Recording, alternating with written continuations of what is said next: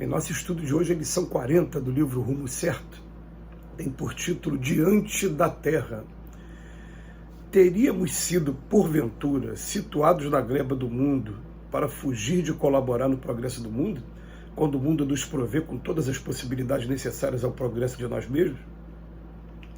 Muitos companheiros se marginalizam em descanso em débito junto à seara, alegando que não suportam os chamados problemas intermináveis do mundo.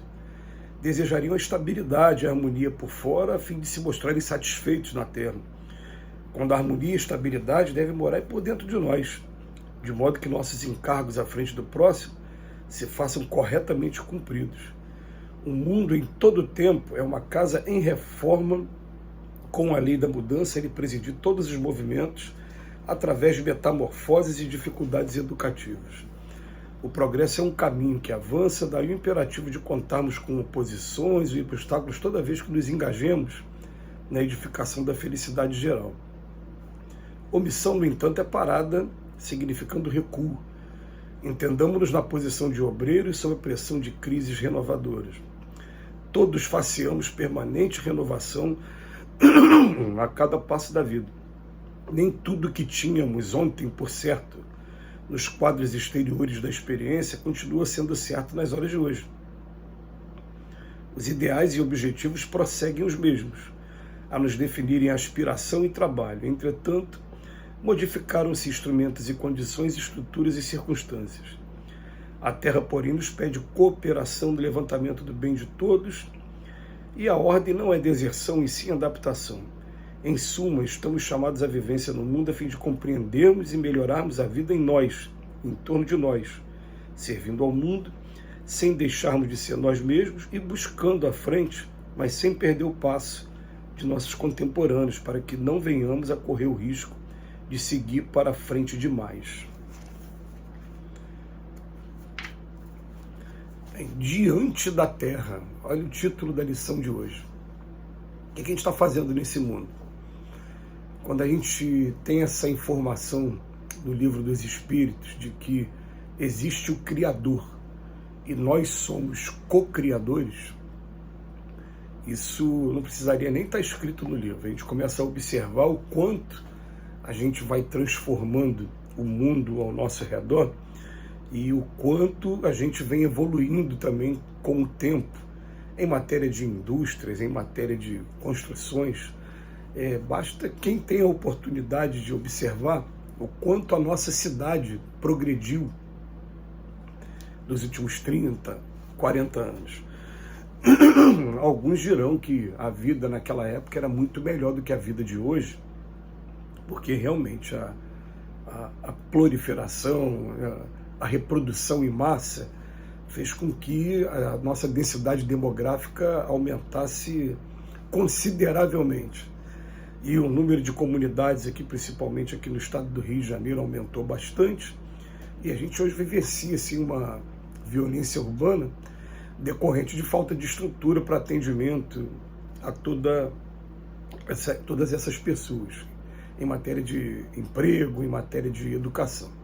É um problema muito sério que o nosso estado tem.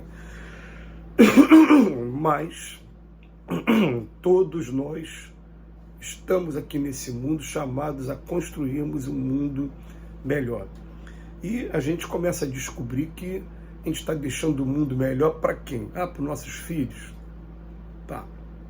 Essa é a visão mais materialista, né? Quem são os nossos filhos? Espíritos também em expiações e provas igual a gente. Quem são nossos filhos?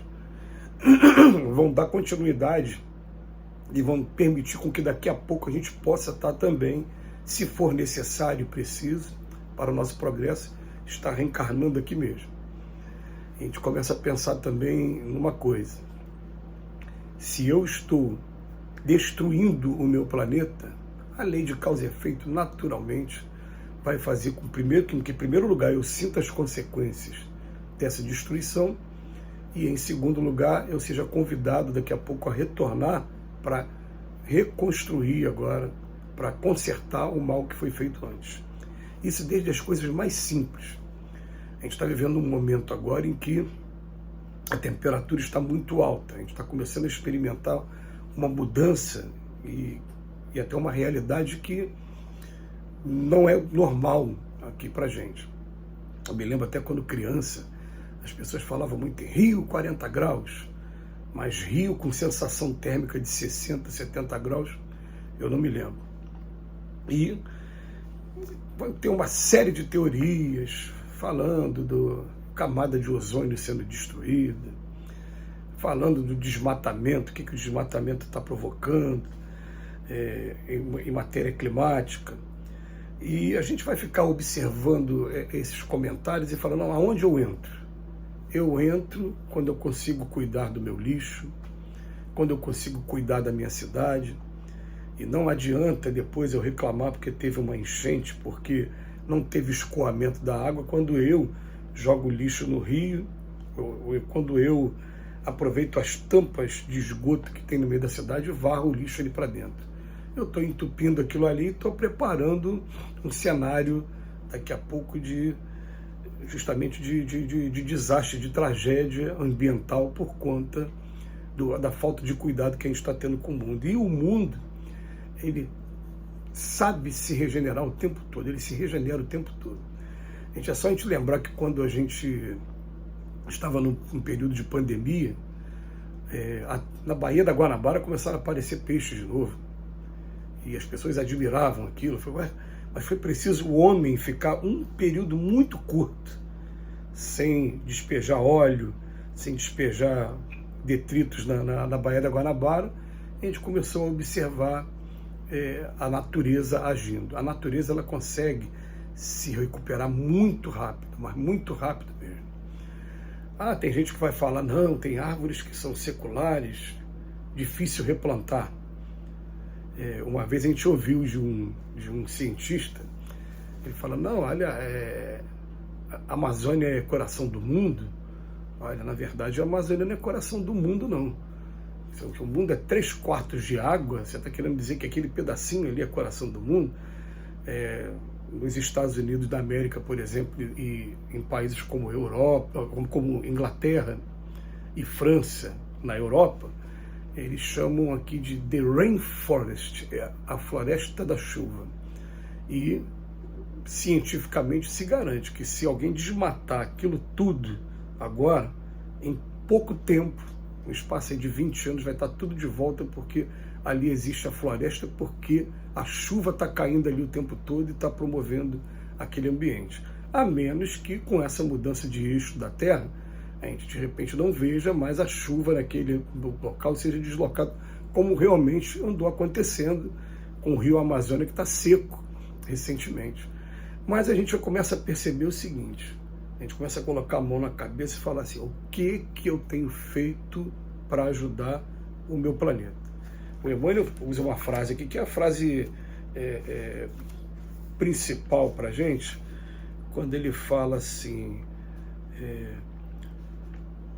entendamos na posição de obreiros sob pressão de crises renovadoras.